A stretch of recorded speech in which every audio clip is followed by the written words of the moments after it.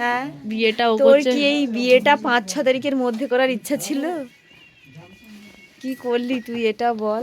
এখন পুরো 3টে বাজে আর এই কিছুক্ষণ লাগবে কাক পক্ষী ডাকতে। সব লাকে জবানি আহা আহা আহা সাইড হয়ে যাও। লা লা লা লা লা লা লা লা। যাই হোক, ওকে গাইস, আমরা এখন বউকে এখন এই আন্ডারগ্রাউন্ডটা ওটা কর। ব্রাইডের দিদি এটাই হয়, এই ব্রাইডের দিদি এটাই হয়। একবার তো জেঠি বলছে এই মেয়েটাকে আমার খুব ভালো লাগে, এখনো পর্যন্ত হাতে মেহেন্দি পরেনি, সাজেনি। ওই শাড়িটা তুলে দাও, এইটা রেখে দাও।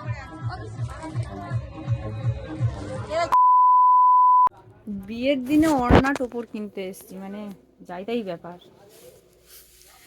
এখনো পর্যন্ত ওড়না টোপর পর্যন্ত যায়নি, টোপর দিলে তারপর টোপর পরিয়ে আশীর্বাদ হবে।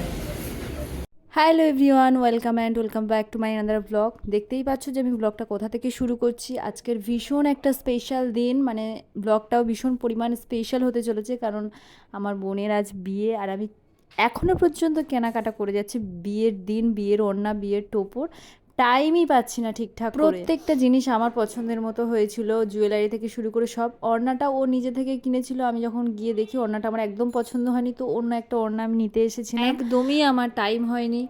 আইব্রো পর্যন্ত আমি বিয়ের দিন করতে গেছি, তাও জোর করে গন্ডগোল করে ভাইকে নিয়ে গেছিলাম। ভাই বাইরে দাঁড়িয়ে আছে আর প্রচণ্ড বকাবকি করছে, তো আমি তাড়াহুড়ো করে আইব্রোটা করার জন্য আমি বলছিলাম পার্লারের দিদিকে।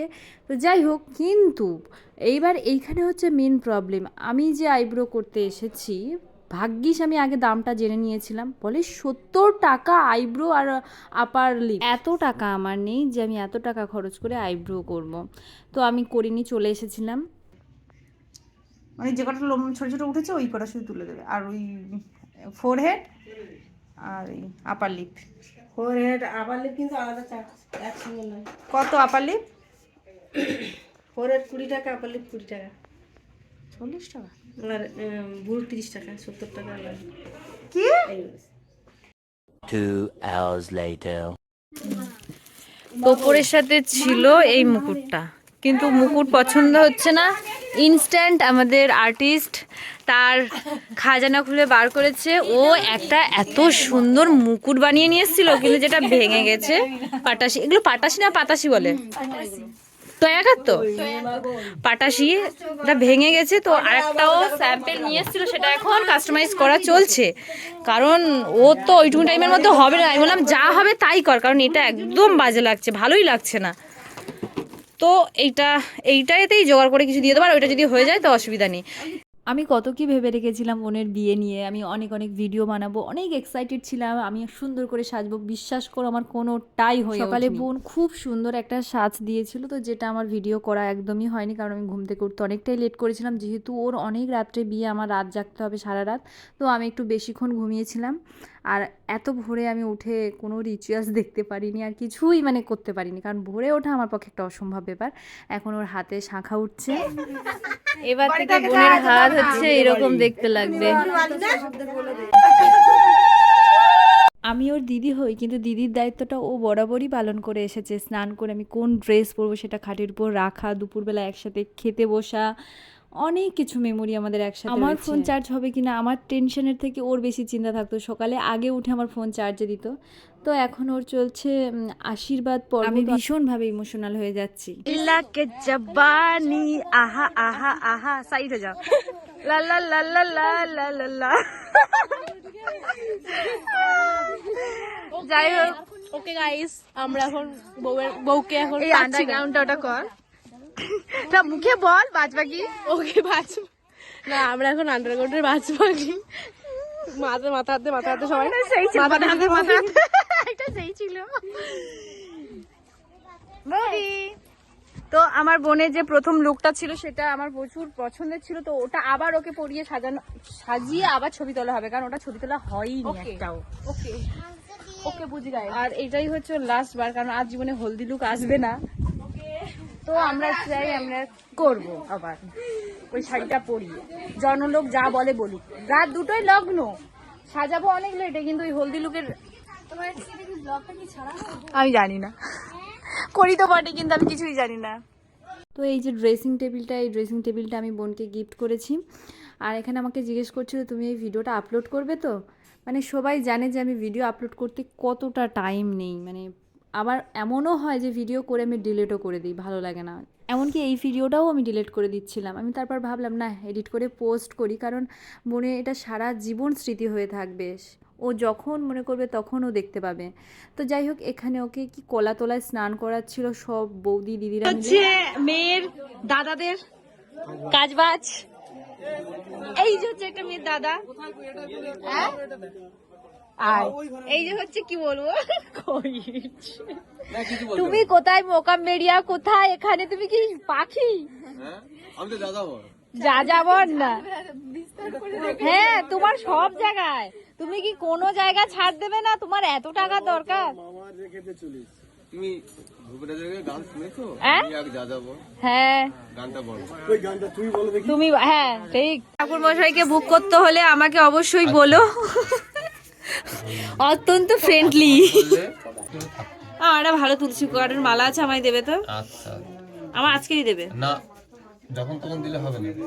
আমি দীক্ষা নেব না এখন। দীক্ষা নিলে হবে না, তুলসী মালা যখন তখন পড়া যাবে না। তুমি তুলসী মালা খেয়ে তো আজকে তো না না, আজকে দিলে আমি রেখে অন্য সময় পড়বো। রাখা যাবে। দীক্ষা বলতে দেখি ফাইনাল অ্যাটাচ, এর জন্য তো দূরে ঝোলা দেবো না। তুই নিজেও জানিস না, তুই ওইটা থেকে এইটাই ট্রান্সফার যে করে হয়েছে, এইটা মানে এইটা ছিল, এটা থেকে এইটা। আর আমরা এর থেকে ভালো আশাও করিনি জীবনে, এর থেকে ভালো হতেই পারে না। কিন্তু রূপা, এর ভিতরে কিছু দিবি? এইগুলো, হ্যাঁ ওইগুলো দিবে। দারুণ হয়েছে, দারুণ। এটা একটা খামতি হয়েছে, পাখি পাতাসিটা কেমন লাগছে? রূপা বানিয়েছে। এই যে আমাদের একটা বোন সবে উদয় হলো। আগের দিন নিরামিষ খেতে হবে। আমার ব্লগ যে কি আচ্ছাড়া হচ্ছে। তুলসী মালা পড়তে গেলে অলরেডি গেস্ট আসা সব শুরু করে দিয়েছেন। আমি বোনকে সবে সাজিয়ে উঠলাম। আমি একদম ভালো সাজাতে পারিনি, এত ঘরের ভিতর ভিড় হয়েছিল না। বিশেষত পাতাসিটা একবার দেখাই। পাতাসি মুখ, একটু দাঁড়িয়ে দাও, একটু দাঁড়াও। এই হচ্ছে ওভারঅল লুক। কিন্তু ওর 2টোর সময় বিয়ের লগ্ন। এরা এখন থেকে সেজে গুজে বসে আছে, কেমন লাগছে? ও মা, আমি তো একদম, একটু দেখা, ব্লাউজটাও দেখাতে হবে না? কি দারুণ লাগছে, দারুণ লাগছে, দারুণ। মানে যেরকমটা ভেবেছিলাম পুরো পারফেক্ট সেই রকমই লুক এসছে, পুরো সেই রকমই লাগছে। এবার বিষয়কর ব্যাপার হচ্ছে সবাই শাড়ি পরে এসছে, সবাই সেজেছে, শুধুই ইনি সাজেনি। একটু লেট হবে কারণ ইনি ব্রাইডের পরের লোক। আমি সাজবো না। ও জেঠি, আমি খাবো না। জেঠি বলুক দেখি।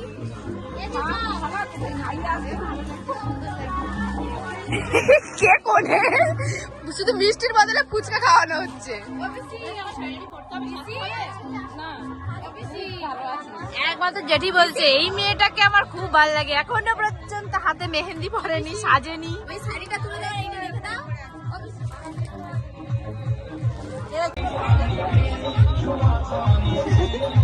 ভাইরাল বলছে, এটা আমার ফুটেজ না। এটাই হচ্ছে মেয়ের দিদি। ও আচ্ছা, আমরা কি খুব, আমি কি খুব গাইস দেখো,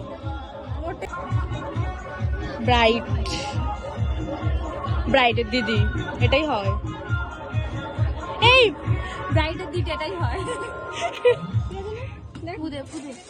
ফুদা দরকার নেই, এটা ঠিক হয়ে যাবে, খুলে ফেল। আমার বাড়ির জামাই সাথে আমি দেখা করিনি। টানা 3-4 ঘন্টা বোনকে সাজিয়ে সবে আমি একটু দাঁড়িয়েছি। আমি কিছুই সাজিনি, আমি জানি না সাজবো কি না। এই পর্যন্ত আমার কোনো চিন্তাই ছিল না সাজাগোজা। দেন আমি ভাবলাম না, একটু ভালো কিছু ড্রেস পরি। তো আমি কি পরেছি সেটা লাস্ট গিয়ে দেখতে পাবে। দিদির লুক, মেয়ের দিদির লুক। ওকে চলো।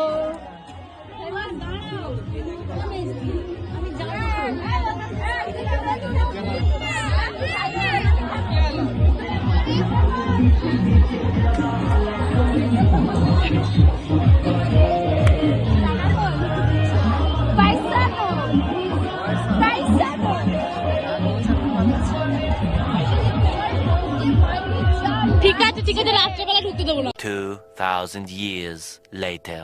এই যে হচ্ছে আমাদের মেয়ের দাদা, অবস্থা দেখো। এখন এখন পুরো রাত 2:30 3টে বাজতে যায়।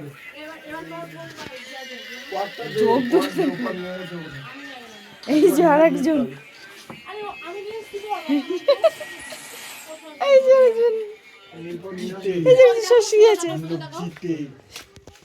কি করলি রে তুই?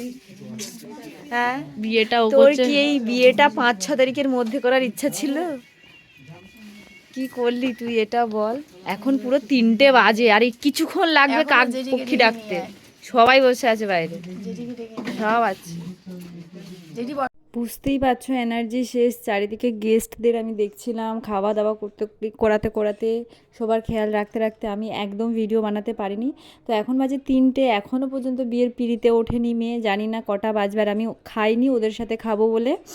তো আমারও ভীষণ খিদে পাচ্ছে, কিন্তু আমি পুরো টনটনে ছিলাম যে একসাথেই আমি খাবো, কারণ ও বারবার বলে রেখেছিল কে আমার প্রকৃত বন্ধু দেখবো, কে না খেয়ে থাকে, কে আমার সাথে খায় সকালবেলায়।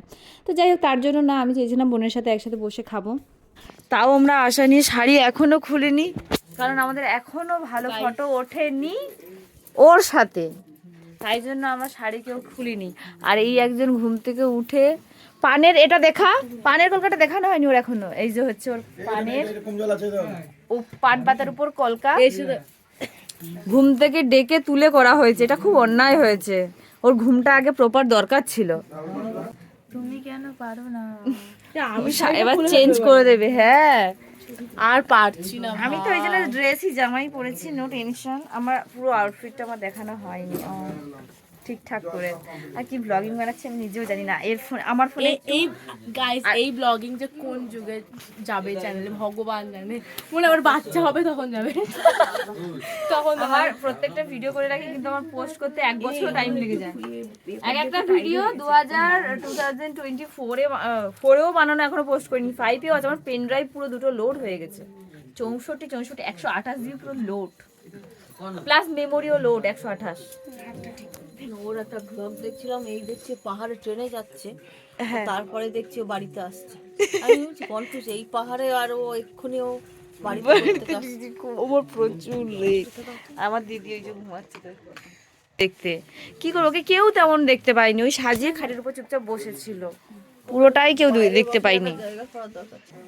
যাই হোক, বুঝতে পারছি গাইস বিয়েটা হচ্ছে না, বুঝতে হ্যাঁ আমার বিয়ে হলো না রে অনু, তুইও করে নিলি। আমার বোনেরও বিয়ে হয়ে গেল। বিয়ের পিড়িতে গিয়ে বিয়ে হলে তুই ওইভাবে বিদায়টা নিয়ে নিবি প্লিজ, আর ঘরে ঢুকিস না। পারবো না। ওই ওখান থেকে খেতে চলে যাবি, খাওয়া থেকে ওখানে বেরিয়ে চলে যাবি। বিশ্বাস কর, তুই যত থাকবি, তুই নিজে থেকে যত থাকবি না, হেডেক বাড়বে। তুই বলবি আমি চলে যাবো। ওখান থেকে ছেড়ে দিতে পারবি? কোনখান থেকে? হ্যাঁ হ্যাঁ, আর ভালো লাগছে না, ঠিক আছে, আর ভালো লাগছে না। বাজে এই একবারে ব্রাশ করে নিয়ে যা, ব্রাশ দিয়ে দিই একেবারে, ব্রাশ করে। 4টে অলরেডি বাজে, এখন জামাইবাবু খুঁজে পাওয়া যাচ্ছে না, নিয়ে যাবে মামা, নিয়ে যাবে এখন। ধরে রাখবে তো, ছাড়বে না। না, বাধা রাখবে, ধরে রাখো।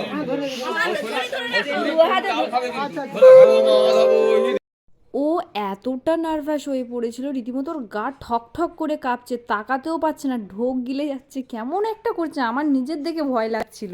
আমি ওর প্রত্যেকটা মুহূর্ত ক্যাপচার করে রাখছিলাম, যেহেতু আমাদের কোনো ক্যামেরাম্যান ছিল না। তো আমি ভেবে রেখেছিলাম যে ওর প্রত্যেকটা মুহূর্ত আমি ক্যাপচার করে রাখবো, যাতে ওর মনটা না খারাপ হয়, যে আমার এই ভিডিওগুলো যদি থাকতো আমি দেখতে পেতাম। তো আমি যতটা সম্ভব পেরেছি আমার ফোন থেকে ক্যাপচার করেছি, সব থেকে বেস্ট এফোর্ট দিয়ে। আরে 2-3 দিন তো কথা বলেনি, 2-3 দিন তো কথা বলেনি। বল সকাল 8টায় নিয়ে বের করবো, তুমি ঝগড়া করে নিয়ে বেরোবে। ধরে না বাবু, হ্যাঁ ধরে না, ঘটি দিয়ে দাও। তাহলে এটা ফর্মালিটি ছিল দেখার জন্য, আর কেই তো এবার দেখতে পাবে। বলা দিয়ে দাও, টোপো দিয়ে দাও, টোপো দিয়ে দাও। মালা বদলও হয়ে গেল। ও এক একটা স্টেপ যখন পূরণ করছে, যখন হাতে শাঁখা ওঠে, আমার কেমন একটা হচ্ছে। এই মালা বদল হচ্ছে সিঁদুরদানের সময়, মানে কেমন একটা আমার যেন হচ্ছে যে আমার বোনটা পর হয়ে যাবে, আমি বাড়ি আসলে আর ওর দেখতে পাবো না। মানে লিটারালি আমার বলতে বলতে চোখে জল চলে আসছে। তো যাই হোক, ওর বিয়ে থেকে রিসেপশন সবটার মেকআপ আমি করেছিলাম। রিসেপশনের মেকআপটা খুব সুন্দর হয়েছে, আশা করছি আমি পরবর্তী সেটা দেবো। তো আমাদের মেয়ের ঠান্ডা লাগছে না? দেওয়া যাবে মেয়ে ঠান্ডা লাগলে আমার ছেলে যেন ঠান্ডা না লাগে। আমি পুরো কনসেন্ট্রেট উঠেছে। আচ্ছা জামাইবাবু এটা এই সব জায়গায় ছড়ালে হবে না বাবা। হ্যাঁ ব্যাস হয়েছে। ব্যাস এবার যেভাবে বলেছি হ্যাঁ ব্যাস দেখে নাও, দাঁড়াও দাঁড়াও দেখে নাও। দাঁড়াও মন্ত্র আছে।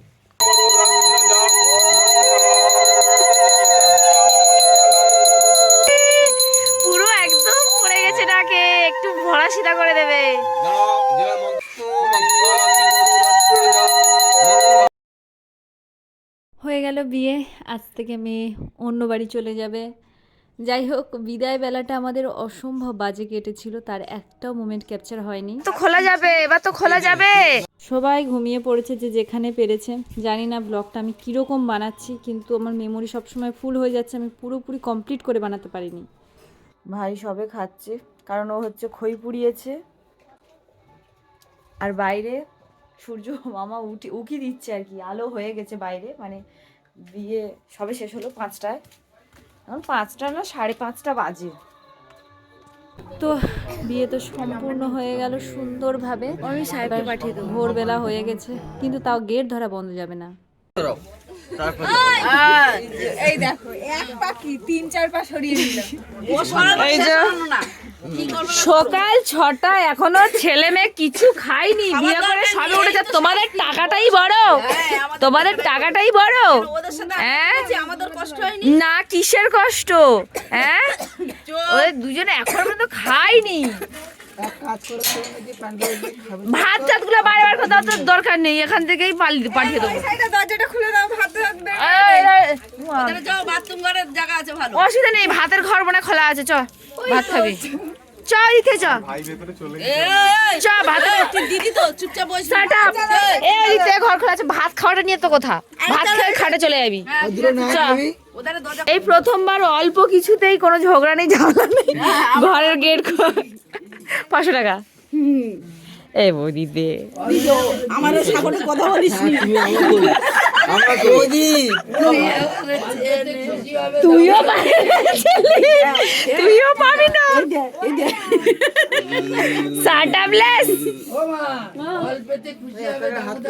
মুরগির মোয়া চাই বড় ভেটকি। এই নাচটা হয়েছিল বিয়ের আগেই, কিন্তু আমি সবার লাস্টে এটা অ্যাড করলাম।